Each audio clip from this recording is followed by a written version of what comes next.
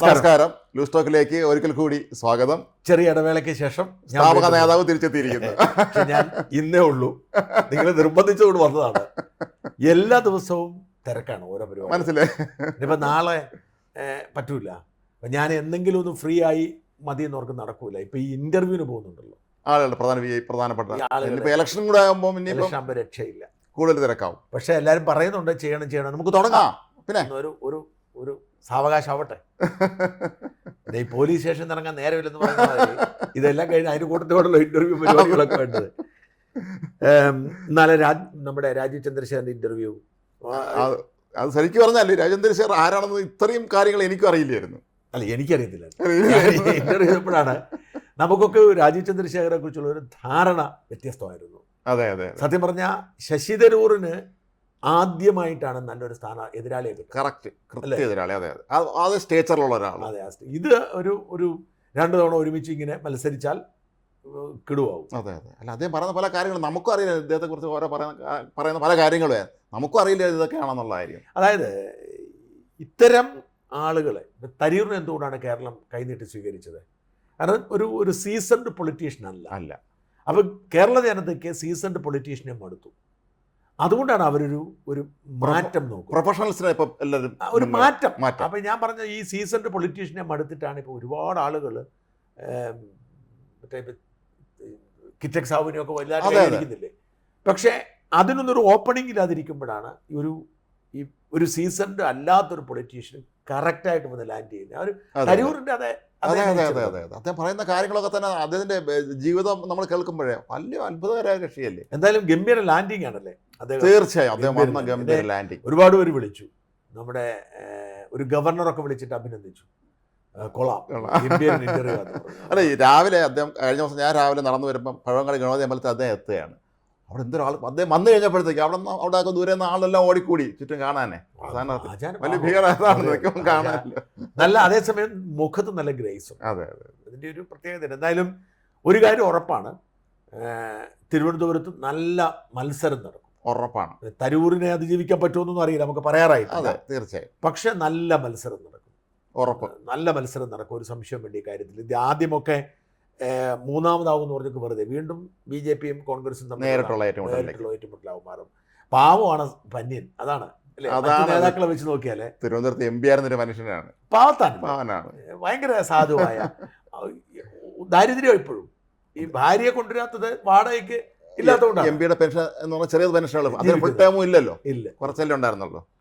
അപ്പോൾ ആ ഒരു നില. പക്ഷെ എന്തായാലും ഈ ഒരു രാജീവ് ചന്ദ്രശേഖരൻ്റെ ഇപ്പോഴത്തെ ഈ മാസ് എൻട്രിയുടെ തുടർച്ചയായി വേണം നമുക്ക് ഞെട്ടിക്കുന്ന മറ്റേ BJP രംഗപ്രവേശം കാണാൻ, അല്ലേ? അതൊരു വല്ലാത്ത നീക്കമായി പോയി. പത്മജയുടെ വരവുണ്ടല്ലോ, നമ്മൾ ഒരിക്കലും പ്രതീക്ഷിക്കുന്നില്ലല്ലോ. നമ്മളിന്നലെ വൈകുന്നേരത്ത് ഇവിടുന്ന് പോകുമ്പോഴും നമ്മൾ പ്രതീക്ഷിക്കുന്നില്ല, അവർ നിഷേധിക്കുകയും ചെയ്തിരുന്നില്ല.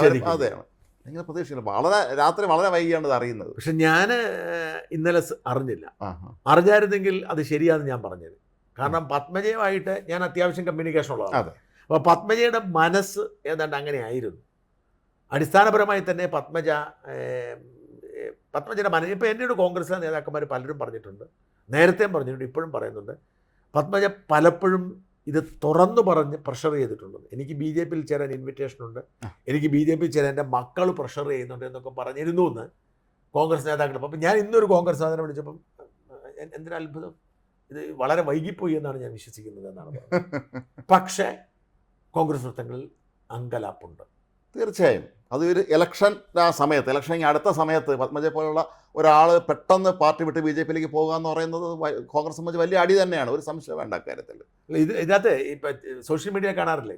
അതെ അതെ, BJPയിൽ ഐ ഗ്രൂപ്പുമായി തിരുത്തൽവാദിയുണ്ടോ ചോദിക്കുന്ന അവസ്ഥയുണ്ട്. ഇവിടെ പത്മജ, ഇവിടെ നമ്മൾ 3-4 കാര്യങ്ങൾ ചർച്ച ചെയ്യണം. പത്മജയുടെ രംഗപ്രവേശം കോൺഗ്രസിനെ എങ്ങനെ ബാധിക്കും, BJP എങ്ങനെ സ്വാധീനിക്കും, ഇതിൽ പിണറായി അല്ലെങ്കിൽ CPM മുതലെടുക്കുമോ, ഇതാണ് നമ്മൾ ആദ്യം ചർച്ച ചെയ്യുന്നത്. തീർച്ചയായും. അപ്പം പത്മജ ഈ പറയുന്ന വലിയ സ്വാധീനമുള്ള ഒരു കോൺഗ്രസ് നേതാവൊന്നും അല്ല. പക്ഷേ എനിക്കൊന്ന് 2001 കണ്ട ഒരു തെരഞ്ഞെടുപ്പ്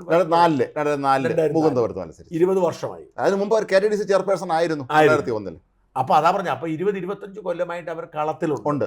ഒന്നത് അവര് എനിക്ക് DCC ചുമതല ഉണ്ടായിരുന്നു. DC പ്രസിഡന്റ് ആയിരുന്നു, KPC ജനറൽ സെക്രട്ടറി ആയിരുന്നു, KPC വൈസ് പ്രസിഡന്റ് ആയിരുന്നു. അപ്പം കോൺഗ്രസിലെ മുതിർന്ന നേതാവും തന്നെ പറയാം. തീർച്ചയായും. അപ്പം പലരും അനിൽ ആന്റണി രംഗപ്രവേശവും തമ്മിൽ താരതമ്യം ചെയ്യുന്നുണ്ട്. പക്ഷേ എനിക്ക് തോന്നിയിട്ടുള്ളത് അനിൽ ആന്റണി എന്ന് പറയുമ്പോൾ അദ്ദേഹം രാഷ്ട്രീയമായിട്ട് പ്രവർത്തിച്ച ഒരാളല്ല പത്മജയെ പോലെ. മാത്രമല്ല ഇപ്പോൾ AK ജീവിച്ചിരിപ്പുണ്ട്. പക്ഷേ KK കരുണാകരൻ എന്ന് പറയുന്നത് അതിൻ്റെ അണികളെ സംബന്ധിച്ച് വലിയൊരു വികാരമാണ്, അതിൽ നിന്ന് നിലനിൽക്കുന്നുണ്ട്.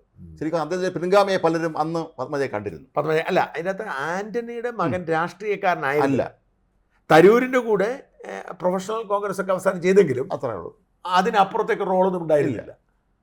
അതുകൊണ്ട് ആന്റണിയുടെ മകൻ വന്നത് ആന്റണിയുടെ മകൻ എന്ന പ്രാധാന്യം മാത്രമേ ഉള്ളൂ. പക്ഷെ പത്മജ കരുണാകരന്റെ മകൻ എന്ന പ്രാധാന്യമുണ്ട്. അതെ, അത് വലുതാ. അത് ആന്റണിയുടെ മകൻ എന്നതിനേക്കാൾ വലുതാണ് കരുണാകരന്റെ മകൾ എന്നുള്ളത്. വളരെ പ്രധാനപ്പെട്ട. അതെ, ഇത് മാത്രമല്ല, നമ്മൾ എന്തെല്ലാം പറഞ്ഞാലും കരുണാകരന്റെ ഒരുപാട് ഗുണവിശേഷങ്ങൾ പത്മജയ്ക്കുണ്ട്. തീർച്ചയായും. മുരളീധരന് കഴിവ് ഒരുപാടുണ്ട്, ഉണ്ട്, നമ്മളില്ലെന്ന് പറയുന്നില്ല. പക്ഷെ പത്മജയ്ക്കുള്ള ഒരു എന്താ പറയുക, പത്മജയുടെ പെരുമാറ്റം. ഇപ്പം ഞാൻ പറഞ്ഞത്, ഞാൻ പത്മജയെ കഴിഞ്ഞ തെരഞ്ഞെടുപ്പിലൊക്കെ സീറ്റ് 2021 സീറ്റ് കൊടുത്തപ്പോൾ ഞാൻ അതിനിശ്ചിതമായി വിമർശിച്ചൊരു വീഡിയോ ചെയ്തു. ഈ പത്മജയെ പോലുള്ള ഒരാളെ ഈ ഇങ്ങനെ 7 നിർത്തി ഒരു സീറ്റ് എന്തിനാ നഷ്ടപ്പെട്ടു. എന്നെ വിളിച്ചിട്ട് വളരെ എന്താ ഷാജ ഇങ്ങനെയൊക്കെ ചെയ്യുന്നത്, എന്നോട് എന്നാ ഇത്ര പിണക്കം. അപ്പം മറ്റ് പല നേതാക്കളുമാണെങ്കിൽ നമ്മളോടങ്ങ് പിണങ്ങി പക വീട്ടും. അതെ, ഇതിപ്പോൾ നമുക്കറിയാം BJPയിലെ തന്നെ ഒരു ഉന്നത നേതാവിനെ ഏതോ ഒരു ചെറിയ വിമർശനം വന്നതെന്ന് മുതൽ പകയോട് പകയാണ്. ഏതെല്ലാം ഉപദ്രവിക്കും അതെല്ലാം ഉപദ്രവിക്കും.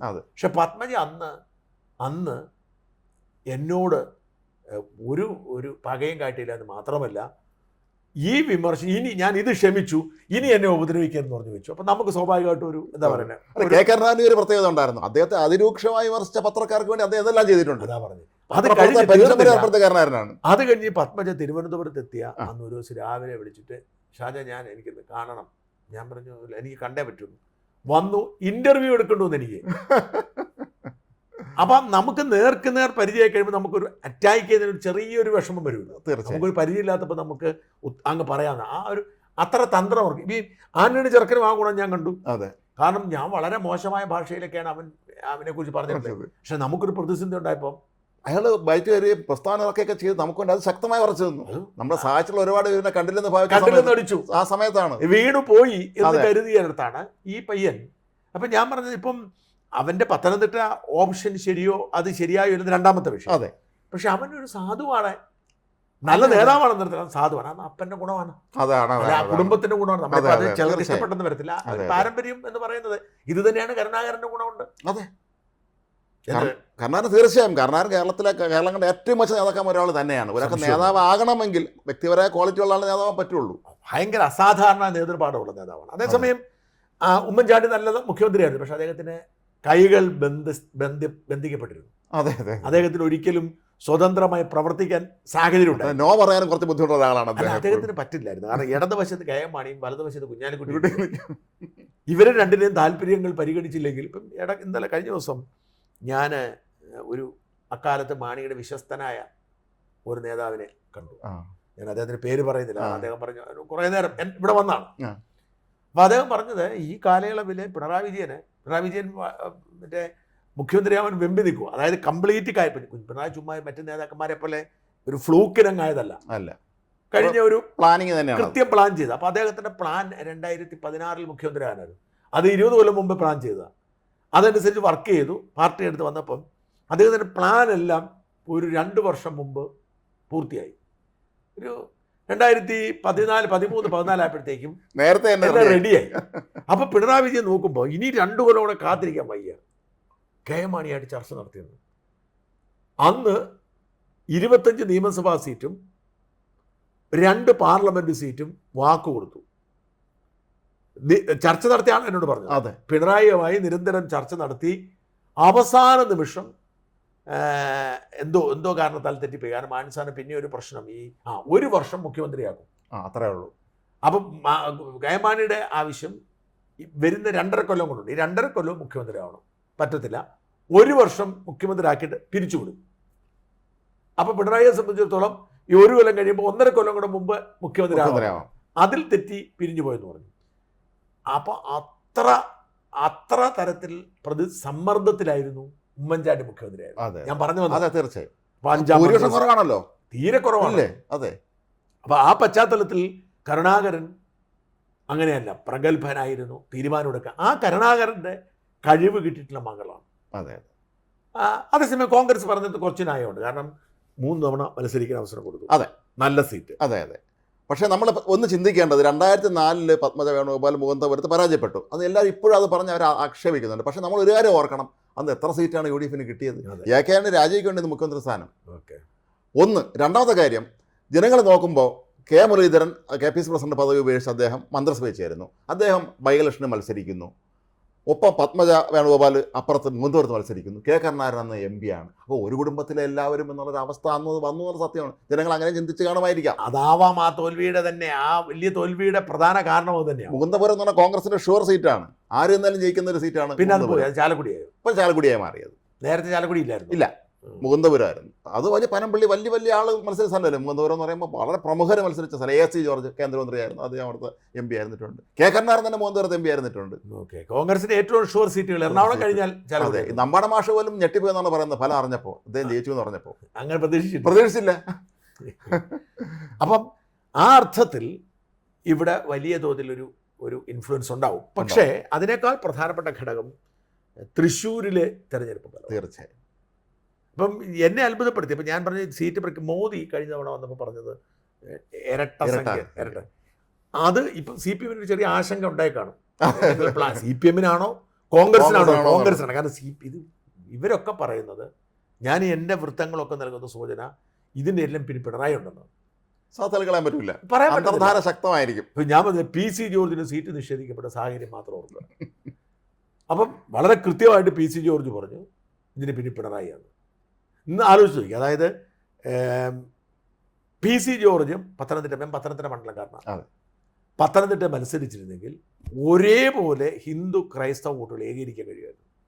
എനിക്ക് വളരെ കൃത്യമായിട്ട് അറിയാം, പള്ളികളിലും അച്ചന്മാർക്കിടയിലും കന്യാസികൾക്കിടയിലും അസമയം സാധാരണ അയ്യപ്പ ഭക്തർക്കിടയിലും സാധാരണ ക്ഷേത്രത്തിൽ പോകുന്ന ആളുകളിലൊക്കെ PC നല്ല സ്വാധീനമാണ്. അപ്പം ജോർജിന് സീറ്റ് കിട്ടിയില്ല.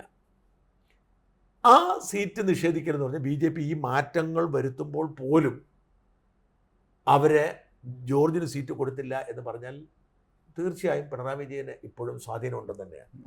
ആ സ്വാധീനം ആയിരിക്കും ഒരുപക്ഷെ രാജീവ് ചന്ദ്രശേഖരന് അല്ലെങ്കിൽ സുരേഷ് ഗോപിക്കും ഒക്കെ വിജയിക്കുന്ന സാഹചര്യത്തിലേക്ക് നീങ്ങിയത്. മുരളീധരൻ ഉണ്ട്. ഇല്ലേ, ശോഭാ സുരേന്ദ്രൻ ആലപ്പുഴയിലെ.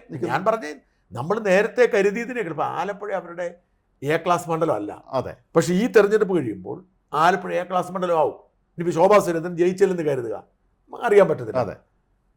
പക്ഷേ ശോഭാ സുരേന്ദ്രൻ അവിടെ വലിയ അത്ഭുതം സൃഷ്ടിക്കും. BJPക്ക് ആലപ്പുഴ വലിയ സ്വാധീനമുണ്ട്. ഇവർ അടുത്ത തവണയും ശോഭാ സുരേന്ദ്രൻ സീറ്റ് കൊടുത്താൽ എന്നാലും പറയാൻ പറ്റും. ശോഭ ആദ്യം പാലക്കാടായിരുന്നു, പിന്നെ ആറ്റിങ്ങലായി. ഇനിയും ആലപ്പുഴയിൽ തന്നെ അവർ നിന്നാൽ അവരവിടെ അത്ഭുതം സൃഷ്ടിക്കും. ഇത് ഞാൻ പറഞ്ഞു BJPയുടെ ഒരു സ്ട്രാറ്റജി. അതായത് എത്രയോ കാലമായിട്ട് ആളുകൾ തിരുവനന്തപുരത്തെക്കുറിച്ച് പ്രവചിക്കുന്നു. അതെ. എൻ്റെ ഒടുവിൽ രാജീവ് ചന്ദ്രശേഖർ വന്നു. രാജീവ് ചന്ദ്രശേഖരൻ്റെ ആ മാസ് എൻട്രി എന്ന് പറഞ്ഞാൽ വലിയ തോതിൽ ഇപ്പോൾ ഇന്ന് എനിക്ക് തോന്നുന്നു തിരുവനന്തപുരത്ത് ഏറ്റവും അധികം ചർച്ച രാജീവ് ചന്ദ്രശേഖരൻ്റെ ക്വാളിറ്റീസ്. തീർച്ചയായും. അപ്പോൾ രാജീവിന് ചില അത്ഭുതങ്ങൾ കാണിക്കാൻ കഴിയും. ശോഭാ സുരേന്ദ്രൻ വെറുതെ ആലപ്പുഴയിൽ പ്രത്യക്ഷപ്പെട്ടതാണ്. പക്ഷേ ശോഭ അവിടെ അത്ഭുതം ജയിക്കുമെന്നൊന്നും ഞാൻ പറയുന്നില്ല. പാലക്കാട്ടും ആറ്റിങ്ങലും അവർ അത്ഭുതം സൃഷ്ടിച്ചിരുന്നു. അതാ പറഞ്ഞ് തുടർച്ച അവർക്ക് അനുവദിച്ചില്ല. അവിടെ ഇല്ല. ആറ്റിങ്ങൽ എത്രയോ കാലമായിട്ട് മുരളീധരൻ പ്രവർത്തിക്കുന്നു. അതെ. വലിയ പത്തനംതിട്ടയിൽ അറിയില്ല, പത്തനംതിട്ട ഇപ്പോഴത്തെ സാഹചര്യത്തിൽ. പക്ഷേ തൃശ്ശൂരിൽ ഈ നമ്മുടെ പത്മജയുടെ സ്വാധീനം വലിയ തോന്നി. കാരണം ഇവർ തമ്മിൽ വളരെ അടുപ്പക്കാരാണ്. പത്മജയും സുരേഷ് ഗോപി വലിയ കുടുംബ സുഹൃത്ത്, ലീഡറുള്ള കാലത്തും വളരെ അടുപ്പമാണ്. അപ്പോൾ കഴിഞ്ഞ നിയമസഭാ തെരഞ്ഞെടുപ്പിൽ എനിക്കറിയാം, എന്നോട് പറ്റിൽ ചിലരൊക്കെ പറഞ്ഞിട്ടുള്ളത്, കഴിഞ്ഞ നിയമസഭാ തെരഞ്ഞെടുപ്പ് സുരേഷ് ഗോപി വാക്ക് കൊടുത്തിരുന്നു പത്മജയ്ക്ക് ഞാൻ മത്സരിക്കാനില്ലെന്ന്. ഈ ധൈര്യത്തിലാണ് പത്മജ ബലം പിടിച്ച് സീറ്റ് മേടിച്ചത്. പക്ഷെ അവസാനം BJPയുടെ ഒരു പ്രത്യേകത, അവസാനം തീരുമാനം എടുക്കുന്നത് ദേശീയ നേതൃത്വമാണ്. അതും മോദിയായിരിക്കും. മോദിക്ക് കുറേ കൃത്യമായ പ്രൈവറ്റ് ഇൻ്റലിജൻസ് ഉണ്ട്. അവസാനം മോദിയുടെ കഴിവ് അതാണ്. അതെ. എല്ലാ സ്റ്റേറ്റിലെയും എല്ലാ സംവിധാനങ്ങൾക്കും കൃത്യ ധാരണ ഉണ്ടാവും. ആ ധാരണ അടിസ്ഥാനത്തിൽ മോദി ഒരു തീരുമാനം എടുത്തിട്ട് അത് അറിയിക്കും. മൊത്തം ഈ പറയുന്ന ഫീഡ്ബാക്കും അതും ഇതും സ്പെഷ്യൽ ബ്രാഞ്ച് എല്ലാം നോക്കി കഴിഞ്ഞിട്ട് ചില ഡിസിഷൻസ്. ഇപ്പോൾ കഴിഞ്ഞ നിയമസഭാ തെരഞ്ഞെടുപ്പിൽ ഇവർ ഒരുപാട് ചർച്ചയൊക്കെ ചെയ്ത് ഇവർ ലിസ്റ്റുമായിട്ട് അവിടെ ചെന്നു. എല്ലാം ഫൈനൽ എല്ലായിടത്തും പോയി കേന്ദ്രീകരിച്ച് മോദിയുടെ അടുത്തെത്തി. മോദി ലിസ്റ്റ് മേടിച്ചിട്ട് എണ്ണി നോക്കി എത്ര ക്രിസ്ത്യൻ സ്ഥാനാർത്ഥികളുണ്ടെന്ന്. മോദി ചോദിച്ചു, നിങ്ങളിവിടെ ക്രിസ്ത്യാനികളുടെ വോട്ട് കിട്ടുമെന്നാണ് നിങ്ങൾ പറയുന്നത്, പക്ഷേ ഇതിനകത്ത് ഈ ക്രിസ്ത്യൻ സ്ഥാനാർത്ഥിയെ കാണാനില്ല എന്ന് പറഞ്ഞു. 25% സ്ഥാനാർത്ഥികളെ ക്രിസ്ത്യാനിയാക്കി കൊണ്ടുവരാൻ പറഞ്ഞു. അങ്ങനെയാണ് മത്സരിക്കാനില്ലാന്ന് മമ്മി ഇരുന്ന് അൽഫോൺസ് കണ്ണന്താനം മത്സരിക്കാൻ. മാത്രമല്ല, രാജീവ് ചന്ദ്രശേഖരൻ്റെ നമ്മളെ നൽകിയ ഇന്റർവ്യൂവിൽ അദ്ദേഹം പറഞ്ഞൊരു കാര്യം, ഇദ്ദേഹം പാർലമെന്റ് നടത്തിയ ഗവേണൻസിനെ കുറിച്ചുള്ള കാര്യം പത്രത്തിൽ പോലും വന്നിട്ടില്ല, പക്ഷെ കൃത്യമായിട്ട് മോദി വിളിച്ചിട്ട് അതിനെക്കുറിച്ചാണ് അദ്ദേഹം സംസാരിച്ചതെന്നാണ്. അല്ല, അതാണ് ഞാൻ പറഞ്ഞത്. അതായത് ഈ അങ്ങനെ ഒരു ഇടപെടലുണ്ട്. ഇപ്പം കഴിഞ്ഞ ലോക്സഭാ തെരഞ്ഞെടുപ്പിലും ഏത് തെരഞ്ഞെടുപ്പിലും ഓരോ സ്ഥാനാർത്ഥി മത്സരിക്കണോ. കഴിഞ്ഞ ലോക്സഭാ തെരഞ്ഞെടുപ്പിൻ്റെ സമയത്ത് തിരുവനന്തപുരത്ത് കുമ്മനം രാജശേഖരനെ മത്സരിപ്പിക്കണമെന്ന് RSS ആവശ്യപ്പെട്ടു. അന്ന് അദ്ദേഹം ഗവർണറുമാണ്. പക്ഷേ അമിത്ഷായും മോദിയും പറഞ്ഞിരുന്നു, വേണ്ട, മത്സരിച്ചിട്ട് 1 ലക്ഷം വോട്ടിന് തോറ്റുപോകുമെന്ന് പറഞ്ഞിരുന്നു. RSS കറക്റ്റ് പറഞ്ഞില്ല, ഞങ്ങൾ നോക്കിക്കോളാം, കറക്റ്റ് 1 ലക്ഷം വോട്ടിന് തോറ്റു. അപ്പം ഇവിടെ രാജീവ് ചന്ദ്രശേഖർ ലാൻഡ് ചെയ്യുന്നു. ശോഭാ സുരേന്ദ്രൻ്റെ സ്ഥാനാർത്ഥിത്വം അങ്ങനെയാണ്. സംസ്ഥാന നേതൃത്വത്തിന് വലിയ താല്പര്യമൊന്നുമില്ല. അതെ, പക്ഷേ ശോഭയ്ക്ക് പ്രധാനപ്പെട്ട സീറ്റുകളൊന്നും കിട്ടി. അതെ, പ്രധാനപ്പെട്ട സീറ്റാണല്ലോ. ആലപ്പുഴ എന്ന് പറഞ്ഞാൽ ഞാൻ പറഞ്ഞ ഞാൻ കരുതിയിരുന്നത് കോഴിക്കോടാക്കുന്നാണ്. ആറ്റിങ്ങൽ കിട്ടത്തില്ല, അപ്പോൾ കോഴിക്കോട്. പക്ഷേ അവർക്ക് ആലപ്പുഴ എന്ന് പറയുന്നത് അവർക്ക് സ്വാധീനിക്കുക, പ്രത്യേകിച്ച് ഈഴവ കമ്മ്യൂണിറ്റിയിൽ നല്ല സ്വാധീനമുള്ള മണ്ഡലം. ആലപ്പുഴയാണ് ഏറ്റവും അധികം ഈഴവരുള്ള ജില്ലകളിൽ ഒന്ന്.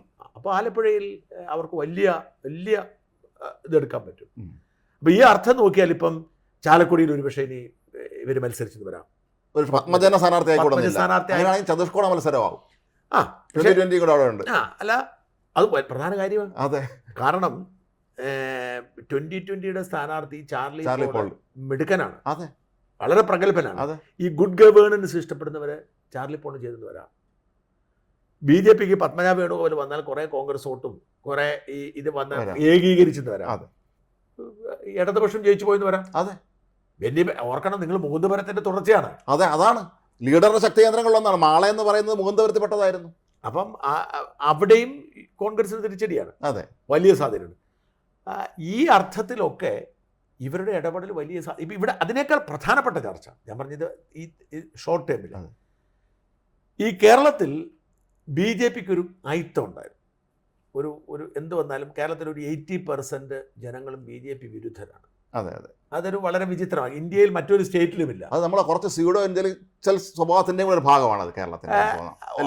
അതൊരു പരിധി. ഇപ്പം ഈ LDF UDF ഒരേപോലെ BJPയെ ടാർഗറ്റ് ചെയ്യുന്നതുകൊണ്ട് അതുകൊണ്ട് നമ്മളിപ്പം BJPക്ക് 15% വോട്ട് കിട്ടുന്നത് പോലും വലിയ നേട്ടമായി വിലയിരുത്തപ്പെടും. അതെ, 15 കിട്ടാതെ വരാം. അതെ, ആ 15% നിന്ന് വേണം BJPക്ക് വിജയം ഉറപ്പാക്കാൻ. അതെ, അത് അത്ര എളുപ്പമല്ല. അല്ലല്ല. പക്ഷേ ഇത്തവണ ഇവർ 20% ഉയർത്തിയാൽ പോലും അത്ഭുതപ്പെടേണ്ടതില്ല. തീർച്ചയായും. മാത്രമല്ല, തിരുവനന്തപുരം, തൃശ്ശൂർ ഇങ്ങനെ ചില ജില്ലകളിൽ അവർ നന്നായിട്ട് ഫോക്കസ് ചെയ്യുകയും പ്രവർത്തിക്കുകയും ചെയ്യുന്നുണ്ട്. അപ്പോൾ ഇവിടെ പ്രധാനപ്പെട്ട കാര്യം, ഈ ഒരു വരവിൻ്റെ ഏറ്റവും പ്രധാനപ്പെട്ട വിഷയം എന്ന് പറയുന്നത്, ശ്രദ്ധിക്കേണ്ട വിഷയം എന്ന് പറയുന്നത് BJPയുടെ ഭാവിയാണ്. അതെ, ഇവർ 2014 കേരളത്തിൽ BJP വേവ് ആദ്യമായിട്ടുണ്ടാവുന്നത്. ഈ വേവ് മോദി വേവിൻ്റെ തുടർച്ചയായിരുന്നു. പക്ഷേ കാര്യമായി അന്ന് എനിക്ക് തോന്നുന്നത് 10,000-14,000 വോട്ടിനാണ് തോന്നുന്നു അന്ന് തോറ്റത്, രാജഗോപാൽ തോറ്റത്. പക്ഷേ 2019 റിപ്പീറ്റ് ചെയ്യാൻ പറ്റിയില്ല.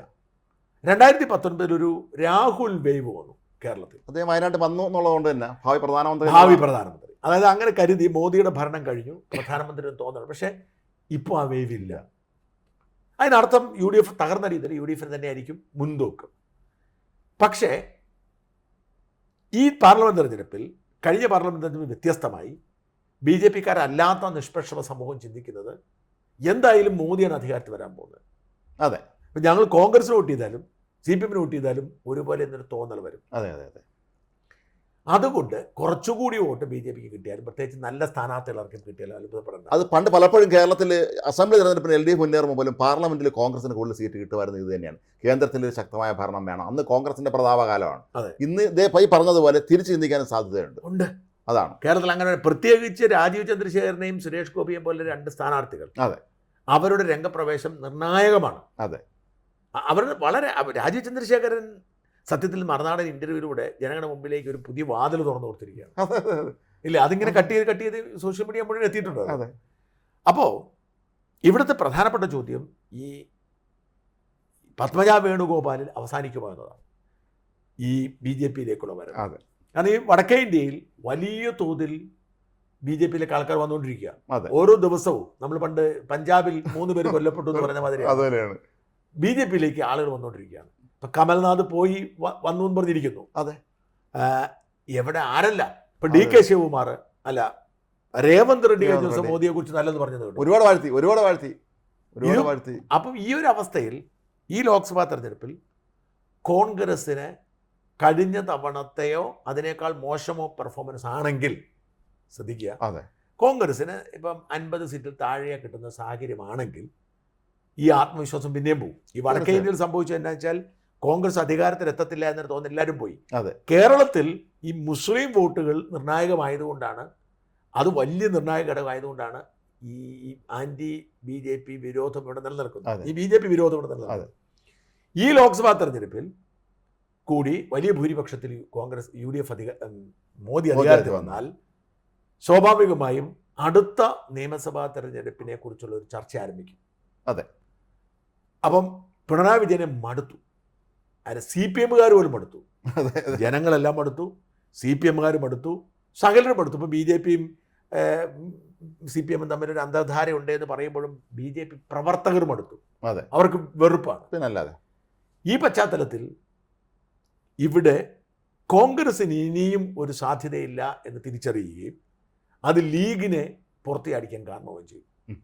ലീഗിനെ സംബന്ധിച്ചിടത്തോളം അധികാരമില്ലാതെ മുമ്പോട്ട് പോകാൻ പറ്റത്തില്ല. അവർക്ക് BJPയോടൊരു സന്ധി ചെയ്യാൻ പറ്റൂല. അവരുടെ പൊളിറ്റിക്സിൻ്റെ ഒരു ബേസ് അതാണ്. അപ്പോൾ പിന്നെ അവർ നിലനിൽപ്പിന് വേണ്ടി ഡെഫിനറ്റ്ലി പുറത്തു കിടക്കും. അപ്പോൾ ഞാൻ പറഞ്ഞു, ഇപ്പോൾ കേരള കോൺഗ്രസ് അതായത് LDF ലീഗിനെ പിടിക്കാൻ വേണ്ടി എന്തും കൊടുക്കും. ഇപ്പം ഇങ്ങനെ ദിവസം വാഗ്ദാനങ്ങളും കൊടുക്കും. ഇപ്പോൾ അവർക്ക് വലിയ വിഷമാണ്, ആവശ്യത്തിന് പരിഗണന കിട്ടുന്നില്ല. അപ്പോൾ ലീഗിന് ഒരു 30 സീറ്റ് നിയമസഭയിലും ഒരു 3 സീറ്റ് പാർലമെൻറ്റിലും ഒരു 2 രാജ്യസഭയും കൊടുത്താൽ അവർ ഹാപ്പിയാവും. 67 ഒരുമിച്ച് ഭരിച്ചിട്ടുള്ളതാണല്ലോ, ഭരിച്ചിട്ടുള്ളതാണ്, പ്രശ്നമില്ലല്ലോ. ഇത് മാത്രമല്ല, ഇപ്പോൾ ഇവരുടെ പൊളിറ്റിക്സ് മതേതരത്വം അല്ലല്ലോ. അല്ല. അപ്പോൾ അതുകൊണ്ട് അവരെ സംബന്ധിച്ചിടത്തോളം അത് വലിയ വിഷയയുടെ കാര്യമാണ്. ഇത് സംഭവിക്കാം. ഇത് സംഭവിക്കാനുള്ള സാധ്യത ശക്തമാണ് എന്ന് മാത്രമല്ല, ഈ കോൺഗ്രസ്സിലെ ഹിന്ദുധാര വലിയ തോതിൽ ഇവിടെയും ഡിസിൻറ്റഗ്രേറ്റ് ചെയ്യപ്പെട്ടു. അപ്പോൾ ഞാൻ പറഞ്ഞത് ഇപ്പം ഇന്നും ശോഭാ സുരേന്ദ്രൻ പറഞ്ഞ കേട്ടായിരുന്നു. അതെ, മുരളീധരൻ ജി വിളിക്കേണ്ടി വന്നാലോ, അതുകൊണ്ട് ഞാൻ കടുപ്പിക്കുന്നില്ല എന്ന് പറഞ്ഞു. ഈ മുരളീധരൻ BJPക്ക് പോയാൽ അത്ഭുതപ്പെടേണ്ടതില്ല. കാരണം മുരളീധരൻ നിങ്ങൾക്കറിയാമല്ലോ, വട്ടിയൂർക്കാവിൽ മുരളീധരൻ ജയിച്ചത് എങ്ങനെയാണ്? ഉറപ്പാണല്ലോ, BJPയുടെ പിന്തുണ കൃത്യമായ BJP പിന്തുണ. മുരളീധരൻ ഈ നിലപാട് മാറിയത് ഇവിടെ വടകര പോയപ്പോഴാണ്. വടകരയിൽ പക്ഷേ പത്മജ മാറിയത് ബാധിക്കാനുള്ള സാധ്യതയുണ്ട്. ഉണ്ട്. അതായത് മുസ്ലിം വോട്ടർമാരുടെ ഇടയിൽ വിശ്വാസം നഷ്ടപ്പെടാം. ഇത് തൃശ്ശൂരും ബാധിക്കും. ഇപ്പം തൃശ്ശൂർ പ്രതാപൻ ഏതറ്റം വരെ വോട്ട് പിടിക്കാൻ അറിയുന്ന ആളാണ്. അവിടെ പോയാൽ മുസ്ലിം കമ്മ്യൂണിറ്റി ചെന്ന് കഴിഞ്ഞാൽ പറയും, എൻ്റെ ഇസ്ലാം, ഞാൻ സ്നേഹിക്കുന്ന ഇസ്ലാം, എൻ്റെ നോമ്പെന്നൊക്കെ പറയും. പള്ളി ചെന്ന് വാഴക്കൊല തല വെച്ചുകൊണ്ട് ഒരട്ടി മാതാവേ സിന്ദാബാദ് നടക്കും. അമ്പലത്തിൽ പോയാൽ മറ്റേ ഗുറിയൊക്കെ വാരി വലിച്ചിട്ട് പുള്ളി മറ്റേ വിളമ്പും. ഗുരുവായൂർ വെച്ച് പുള്ളി ഊണ് വിളമ്പും. അങ്ങനെ അങ്ങേയറ്റം വരെ ആത്മാഭിമാനം പോലും നഷ്ടപ്പെടുത്തി ഈ കാപട്യത്തിൻ്റെ ഒരു മുഖമാണ് വാസ്തവത്തിൽ പ്രതാപൻ. പക്ഷേ പ്രതാപന് ഉറപ്പായിട്ടും കിട്ടേണ്ട ഒരു മുസ്ലിം ബേസ് ഉണ്ട്.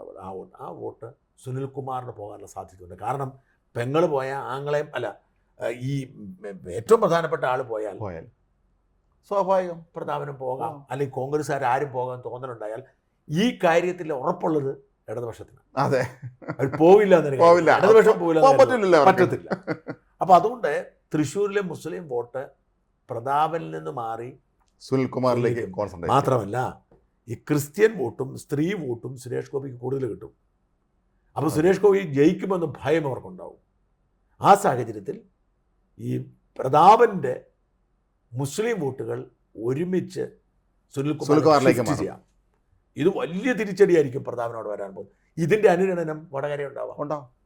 വടകര ന്യൂനപക്ഷങ്ങൾ ഒരുപാടുള്ള സ്ഥലമാണ്. വടകരയിൽ ന്യൂനപക്ഷങ്ങൾ മറ്റേ ഹമാസിൻ്റെ കാര്യം പറഞ്ഞാണ് ശൈലജിത്ത് നിൽക്കുന്നത്. അതെ. പക്ഷെ അതിനൊരു കാര്യമില്ല, കാരണം സ്വന്തം പെങ്ങൾ തന്നെ പോയിരിക്കുന്നു. നാളെ മുരളീധരൻ പോയിക്കൂടാതെ എന്താ ഉറപ്പ്? ഇനി ഞാൻ പറഞ്ഞ മാതിരി ഈ ലോക്സഭാ തെരഞ്ഞെടുപ്പിൽ വലിയ പരാജയം ഉണ്ടായാൽ അടുത്ത നിയമസഭയ്ക്ക് മുൻകൂറായി കോൺഗ്രസിലെ ഏത് നേതാവും പോയെന്ന് വരാം. സുധാകരൻ പോയെന്ന് വരാം, രമേശ് ചെന്നിത്തല പോയെന്ന് വരാം. ഇതിനേക്കാൾ വരെ നേതാക്കന്മാർ പോയല്ലോ ഉത്തരേന്ത്യയിൽ, പോയിട്ടുണ്ടല്ലോ എത്രയോ പേര് ഇപ്പോഴും പോയിക്കൊണ്ടിരിക്കുകയാണല്ലോ. അപ്പൊ അങ്ങനെ വന്നാൽ, അതായത് ഞാൻ പറഞ്ഞത് ഇനി അധികാരമില്ല എന്ന് ഉറപ്പായാൽ കൂട്ടപലായനമായിരിക്കും. ഒരു സംശയം വേണം. വലിയ തോതിൽ വരാം. അപ്പൊ BJPയുടെ സ്ട്രാറ്റജി, പക്ഷെ BJP ഇവിടെ ചില സ്ട്രാറ്റജി മാറ്റണം. അതാണ് ഞാനും പറയാൻ വന്നത്. ഇല്ലേ, ഈ നേതൃനിരയും വെച്ചുകൊണ്ട് ഒരിക്കലും സാധ്യമാകില്ല. BJP ഇച്ചിരി പ്രൊഫഷണൽ ആവുകയും ഇവിടെയുള്ള ഈ ജനകീയ നേതാക്കൾ, ഇപ്പം ഞാൻ പറഞ്ഞ BJP ഇരിക്കുന്ന ഒരുപാട് ആളുകൾ ഇപ്പം വരുന്നതിന് മുൻപേ നിർത്തിയ ആളാണ് സെൻകുമാർ. അതെ, മെമ്പർഷിപ്പ് എടുത്തില്ല. അതെ, അതിനു മുമ്പേ പരിപാടി അവസാനിപ്പിച്ചു. ജേക്കബ് തോമസ് വന്നു. പിന്നെ ഇവിടെ അൽഫോൺസ് കണ്ണന്താനം ദേശീയ തലത്തിൽ ഡൽഹിയിലാണ്. എന്താ ചെയ്യുന്നത്? ഈ പരമ്പരാഗതമായി ഇങ്ങോട്ടൊന്നും ഒരുപാട് നേതാക്കളുണ്ട് പേരിന് വേണ്ടി. ഇപ്പം മേജർ രവി, KS രാധാകൃഷ്ണൻ, കുറെ പേര് വന്നില്ലേ? അതെ, അവർക്കൊക്കെ ഇവരൊരു വൈസ് പ്രസിഡന്റ്, എത്രയോ വൈസ് പ്രസിഡന്റുമാരാണ്. അപ്പൊ ഇത് മാറി ഈ വരുന്നവരുടെ ഈ കാമ്പനുസരിച്ച് ഉൾക്കൊള്ളാൻ കഴിഞ്ഞാൽ, ഇപ്പം PC ജോർജിന് പറ്റിയത് പറ്റാതിരുന്ന, അതെ, ഇപ്പം PC ജോർജിനെ പോലെ സ്വാധീനമുള്ള ഒരു നേതാവിനെ ഒഴിവാക്കിയതുപോലെ ഒഴിവാക്കാൻ കാരണം എന്താണ്? തുഷാർ വെള്ളാപ്പള്ളിയുടെ പ്രശ്നം. യഥാർത്ഥത്തിൽ കേരളത്തിലെ കേന്ദ്രത്തിലെ BJP നേതൃത്വം മനസ്സിലാക്കേണ്ട ഒരു കാര്യം, വെള്ളാപ്പള്ളിക്കും മകനും ഈഴവ കമ്മ്യൂണിറ്റിയുടെ മേലെ ഒരു സ്വാധീനവുമില്ല എന്നതാണ്. അതെ, ഒരു സ്വാധീനവുമില്ല. അതായത് ഈ അവർക്ക് വളരെ കൃത്യമായി ഹൈജാക്ക് ചെയ്യാൻ അറിയാവുന്നത് കൊണ്ട് അവർ ജയിക്കും. കാരണം റെപ്രസെന്റേറ്റീവ് സംഘടന ജയിക്കുന്ന വേറൊരു കാര്യം, സംഘടന ജയിക്കുന്നത്. പക്ഷെ ജനങ്ങൾക്കിടയിൽ ഒരു സ്വാധീനവും വെള്ളാപ്പള്ളിക്കോ മകനോ ഇല്ല എന്നത് സത്യമാണ്. അവരുടെ പിടിവാശിക്ക് മുമ്പിലാണ് ഇവര് PC വെട്ടിയത്. അത്തരം വിഡ്ഢിത്തങ്ങളിൽ നിന്ന് ഇവർ മാറിയാൽ, സത്യം പറഞ്ഞാൽ BDGS പൊക്കോട്ടെ, എവിടെ പോവാനാ? ഇവർക്ക് അവരുടെ കച്ചവടം നിൽക്കണം. അപ്പൻ പിണറായിയോടും മകൻ. ഇനി മകൻ എന്ത് സ്വാധീനം ഉണ്ടെങ്കിൽ തന്നെ അത് അപ്പനാ. അതെ, വെള്ളാപ്പള്ളിയുടെ മകൻ എന്നതിനപ്പുറത്തേക്ക് എന്തെങ്കിലും രാഷ്ട്രീയ പരിചയമോ രാഷ്ട്രീയ സ്വാധീനമോ തുഷാറിനില്ല. ഈ തുഷാറിനെ അവിടെ കൊണ്ട് നിർത്തിയിട്ട് മുഴുവൻ വോട്ടും വെള്ളാപ്പള്ളിക്ക് സ്വാധീനിക്കാൻ കഴിഞ്ഞ മുഴുവൻ വോട്ട് ഇടതുപക്ഷത്തിന് കൊടുക്കുക. എന്തിനു നിന്ന് കൊടുക്കുന്നു? അല്ലെങ്കിൽ ഏറ്റവും കുറഞ്ഞ BJP നേതൃത്വം പറയാമല്ലോ, അപ്പനോട് വാ, നിങ്ങൾ അവിടെ നിൽക്കുന്ന പരിപാടി നിർത്താൻ പറഞ്ഞാൽ ഓക്കെ. ഇത് അവരെ സംബന്ധിച്ച് അവരുടെ കച്ചവടം, അവരുടെ മേലെ കേസ് ഉണ്ടാവരുത്, രണ്ടിടത്തും സേഫ് ആയിരിക്കണം. അതിനപ്പുറത്തേക്ക് ഒരു താല്പര്യം. ഇതൊക്കെ ഇത്തരം അബദ്ധങ്ങൾ തിരിച്ചറിഞ്ഞ് സാധാരണക്കാരുടെ നടത്തി കഴിഞ്ഞാൽ ഇങ്ങോട്ട് വരികയും ചെയ്യും, ഈ അയിത്തം മാറുകയും ചെയ്യും. വലിയ തോതിൽ ഇവിടെ BJP ക്ലച്ച് പിടിക്കും. ഇന്ന് കേന്ദ്ര മന്ത്രിസഭയിലെ അംഗങ്ങളായിരിക്കുന്ന ബഹുഭൂരിപക്ഷം പേരും പ്രൊഫഷണൽസാണ്. അതെ, മിടുക്കന്മാരാണ്, ജനകീയന്മാരാണ്, ഓരോ മേഖലകളിൽ കഴിവ് തെളിയിച്ചവരാണ്. അത്തരത്തിലുള്ള എത്രയോ പേര് BJPയിൽ മലയാളികളായ എത്രയോ പേരുണ്ട്. രാജേന്ദ്ര ശേഖർ ഏറ്റവും വലിയ ഉദാഹരണം. ഇതുപോലുള്ള ആളുകളെ മുൻനിരയിൽ നിർത്തണം. കേരളത്തിൽ ജനങ്ങൾ വളരെ രാഷ്ട്രീയ ഇച്ഛാശക്തി ഉള്ളവരാണ്, രാഷ്ട്രീയത്തിൽ ധാരണയുള്ളവരാണ്. അവർ നോക്കും ഇഷ്ടപ്പെടുന്ന സ്ഥാനാർത്ഥി ആരാണെന്നുള്ളത്. കേരളത്തിലെ BJP സംബന്ധിച്ച് എനിക്കിപ്പോഴും തോന്നിയിട്ടുള്ള കാര്യം, വർഷങ്ങളായി സ്ഥിര സ്ഥാനാർത്ഥികൾ തന്നെയാണ്. അസംബ്ലി ആണെങ്കിലും ലോക്സഭ ആണെങ്കിലും എല്ലാം നമ്മൾ സ്ഥിരം കാണുന്ന ഇവർ സ്ഥാനാർത്ഥി എപ്പോഴും. ഇത്തവണ ഇച്ചിരി മാറ്റം വന്നു, കുറച്ച് മാറ്റം പറയാൻ പറ്റും. രാജീവ് ചന്ദ്രശേഖർ വന്ന് ഇറങ്ങിയല്ലോ. അതെ, ഇപ്പൊ രാജീവ് ചന്ദ്രശേഖർ കഴിഞ്ഞ തവണയെ മത്സരിച്ചിരുന്നെങ്കിൽ ഇത്തവണ വലിയ ഇമ്പാക്ട് ഉണ്ടാക്കിയത്. തീർച്ചയായും രാജീവ് ചന്ദ്രശേഖർ ഇക്കുറി വലിയ ഇമ്പാക്ട് ഉണ്ടാക്കുകയും അഥവാ ജയിക്കാൻ കഴിഞ്ഞില്ലെങ്കിൽ അടുത്ത തവണ ജയിക്കാവുന്ന സാഹചര്യം ഉണ്ടാവും. അതെ, ഇനി കോൺഗ്രസിന് പിടിച്ചു നിൽക്കാനുള്ള ഏക വഴി തരൂരിനെ മുഖ്യമന്ത്രി സ്ഥാനാർത്ഥിയാക്കി മാറ്റി ഇവിടെ യുദ്ധം തുടങ്ങും. അത് ഒരിക്കലും നടക്കില്ല. എന്നാ പിന്നെ കോൺഗ്രസ് ഇല്ല. തരൂരിനെ മുമ്പിൽ നിർത്തി ഇപ്പോൾ തന്നെ ഈ ലോക്സഭാ തെരഞ്ഞെടുപ്പ് കഴിയുമ്പോൾ തന്നെ മുമ്പോട്ട് ഇറങ്ങിയാൽ കോൺഗ്രസിന് ചെറിയ പ്രതീക്ഷയുണ്ട്. ഇല്ലെങ്കിൽ കോൺഗ്രസ് ഇല്ല. നമുക്ക് തന്നെ അറിയാലോ ഇപ്പൊ എന്താണ് സംഭവിക്കുന്നത്, നമ്മൾ തന്നെ കാണുന്നില്ല. പ്രതീക്ഷിക്കേണ്ട ഒന്നുമില്ലല്ലോ. ഈ ഇവിടെ അവര് കേരളത്തിൽ ആദ്യമായിട്ടാണ് ഒരു KPC പ്രസിഡന്റും പാർലമെന്റ് പാർട്ടി നേതാവും കൂടെ കാസർഗോഡും തിരുവനന്തപുരം വരെ സഞ്ചരിക്കുന്നത്, ഈ യാത്ര നടത്തുന്നത്. എന്ത് ഇമ്പാക്റ്റ് ഉണ്ടായി? മാത്രം സമാപന സമ്മേളനത്തിൽ ആകെ ജനഗണമന വരെ പാടി കുളമാക്കി. അപ്പം ഈ ഒരു അവസ്ഥ എത്തി. സുധാകരന് പറയേണ്ടി വന്നു, നിങ്ങൾ എന്തിനാണ് ഇങ്ങോട്ട് ആൾ പ്രസംഗിക്കാൻ വന്നത്, ഈ പരിപാടി പങ്കെടുക്കാൻ വന്നത്? കാരണം ഞാൻ അതിൻ്റെ മുന്നേ കൂടെ നടന്നു പോവുകയാണ്, അവിടെ ഒരാൾ പ്രസംഗിക്കുന്നുണ്ട്, ഈ കൊടി വെച്ച പ്രവർത്തകരെ കൊണ്ടുവന്ന ബസ്സുകൾ ഇതിൻ്റെ മുന്നേ കൂടെ പോയിക്കൊണ്ടിരിക്കുകയാണ്, മടങ്ങിപ്പോവുകയാണ് അവരെല്ലാവരും. സ്വാഭാവികം. അതിനകത്ത് സിദ്ദിഖിനെ സംബന്ധിക്കണം, ആ സെക്കൻഡ് പിടികിട്ടി, പെട്ടെന്ന് പിടിച്ചു നിർത്തി മൈക്ക് പൊത്തി. അതല്ല, ആ പ്രാർത്ഥന ചൊല്ലിയ ഐശ്വര്യാനം ചൊല്ലിയ പെൺകുട്ടി ആരെന്ന് അറിയില്ല. അവരും പക്ഷെ പെട്ടെന്ന് ചാടി വീണ് അപ്പൊ സന്ദർഭത്തിന് തുയർന്നു. CD എന്തെങ്കിലും അവർക്കറിയാം. CD അവിടെ എന്ത് CD, എന്ത് കഷ്ടമാണ് ഇതൊക്കെ. എന്തായാലും ഈ വടക്കേ ഇന്ത്യയിലെ ഒരു കൊടുങ്കാറ്റ് ഈ കേരളത്തിന്റെ അതിർത്തിയിൽ തടഞ്ഞു നിർത്തപ്പെട്ടിരിക്കുകയായിരുന്നു. അതെ അതെ അതെ. ഈ പത്മജയുടെ വരവ് ആ ഒരു വിള്ളലുണ്ടാവുകയും കാറ്റിന്റെ ഗതി മാറ്റി ഇങ്ങോട്ട് കയറി തുടങ്ങുകയും ചെയ്തിട്ടുണ്ട്. ഈ ലോക്സഭാ തെരഞ്ഞെടുപ്പിൽ കോൺഗ്രസിന്റെ പ്രകടനം അനുസരിച്ചിരിക്കും കേരളത്തിലെ BJPയുടെ ഭാവി. എന്തായാലും ഈ നേതൃത്വത്തിൻ്റെ താല്പര്യങ്ങളിൽ നിന്ന് മാറിയ ഒരു സംവിധാനം മോർച്ച ഇവരൊക്കെ നേരിട്ട് ശ്രദ്ധിച്ചിട്ടുണ്ട്. കാര്യം ഈ പത്മജ ഡൽഹി പോയാണ് BJP അംഗത്വം. അതെ. PC ജോർജ് ഡൽഹി പോയി അംഗത്വം. അതെ. അല്ലാതെ ഇവിടത്തെ കളിയല്ല. ഇവിടുത്തെ നേതാക്കളൊക്കെ അറിയുന്ന ഈ വാർത്ത വരുമ്പോഴായിരിക്കും. അതെ. ഓടിച്ചെല്ലുമായിരിക്കും കേട്ടോ, ഞങ്ങളുണ്ടെന്ന് അറിയിക്കും. ഞങ്ങളും കൂടെ ഉണ്ട്. എന്തായാലും കേരളത്തിലെ BJPയോടുള്ള അയിത്തം മാറിക്കിട്ടുന്നു എന്നതിന് സൂചനയായി വേണം പത്മജയുടെ വരവ്. നമ്മൾ ഇതിനു മുമ്പ് വന്ന രാമൻ നായർ വന്നതുപോലോ പ്രമീള നായർ വന്നതുപോലെയൊന്നും അല്ല. ഒരു മാറ്റമുണ്ട്. കരുണാകരനെ സ്നേഹിക്കുന്ന ആളുകൾ അതിഷ്ടപ്പെടും. ഒരു വലിയ മാറ്റത്തിൻ്റെ തുടർച്ചയായി വരുന്നു. ഈ ലോക്സഭാ തെരഞ്ഞെടുപ്പിലെ ഫലം പോലിരിക്കും. ദേശീയ തലത്തിൽ ഈ പറയുന്ന BJP പ്രതീക്ഷിക്കുന്ന 3-2 ഭൂരിപക്ഷം കിട്ടിയാൽ, 370 സീറ്റ് കിട്ടിയാൽ തീർച്ചയായും കേരളത്തിലും അതിൻ്റെ അനുരണനം ഉണ്ടാവും, ഉറപ്പാണത്. എന്നാൽ ഈ സമയത്തുള്ള ഇത് വലിയ മാറ്റങ്ങൾക്ക് കാരണമാകും. കാത്തിരിക്കാം. അധിക നാളുകളുണ്ടാവില്ല. നമസ്കാരം.